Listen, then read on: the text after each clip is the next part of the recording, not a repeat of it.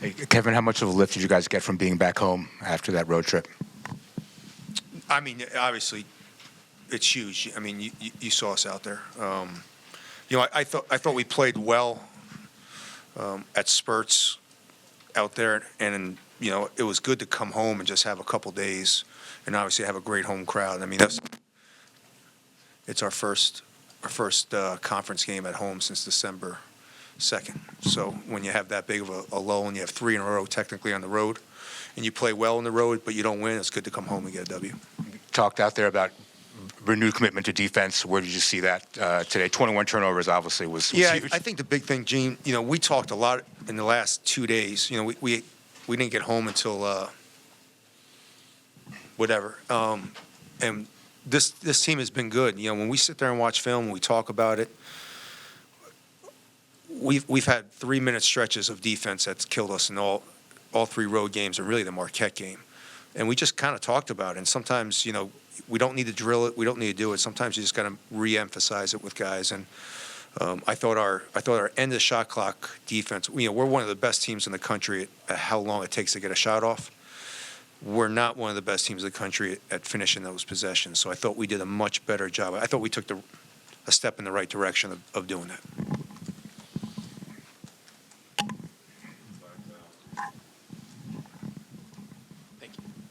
Hey, Coach, we've seen him do it at other points this season, but Jacobe Gillespie having a heck of a night. What can you say about how instrumental he was in this win tonight? No, I mean, I think Jacobe was a little upset the way he played out west. I don't think he played overly well out west. And so I think we had a good conversation about just understanding at this level what it takes to play at a high level. And again, you got to look at him and Rodney. Rodney's technically a freshman going through it. This is the first time going back to back. Oregon, Purdue, Washington, who's a very good defensive team at home, and now UCLA. Just getting him to understand the attitude, not only the level of effort that you have to play with, but the attitude that you have to come into every game. And I think that's something that I think he's. I'm not sure he has it yet, but he's starting to realize how he has to play at all times to be effective. Hey, Coach, along the defensive side, you limit Tyler to just 4 points in that second half. What was the big adjustment in the second half for him? The biggest thing was just trying to keep throwing the ball into Jew early and wear him down. Again, he's talented. He's good. He can pick and pop. He made some really tough.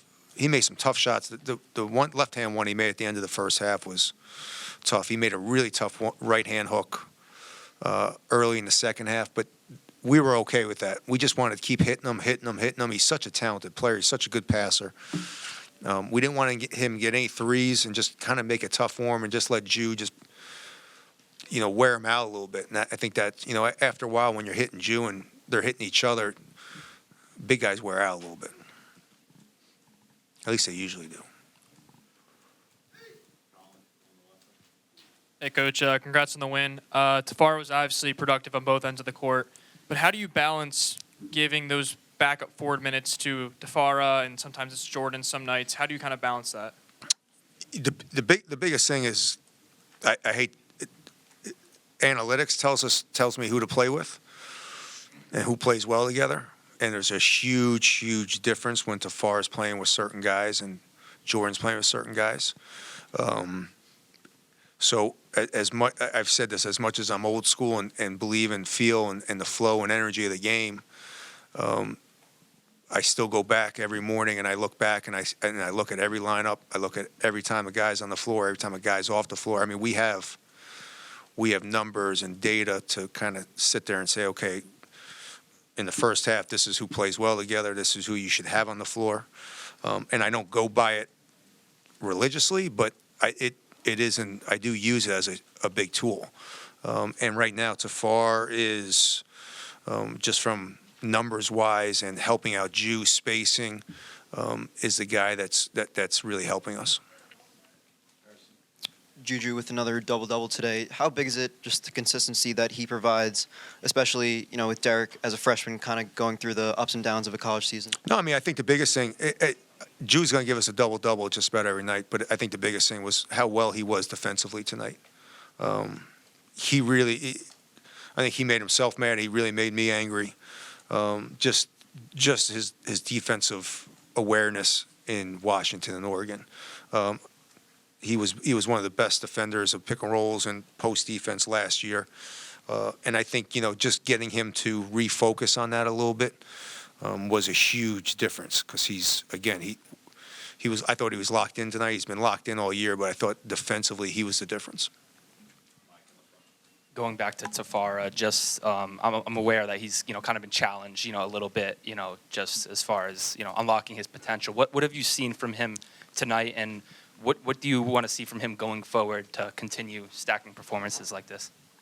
I think he's showing everybody. He's been really consistent in practice. He's been really consistent when he's on the floor. Again, he doesn't play good with some guys, and he plays really good with other guys. I think for the guys coming off the bench, something I've done is just trying to make sure that when they come in the game, I got guys out there that can help them play well. I think sometimes early in the year I put guys out there and they don't. It's like not playing well in the sandbox, and there's no point putting the guys in the sandbox if they don't play well together. So I think the biggest thing for me is just making sure that when I put Jay in, I put Deshaun in, I put Tafar in, the right combinations are in there to make sure that they are successful. Thank you, everybody.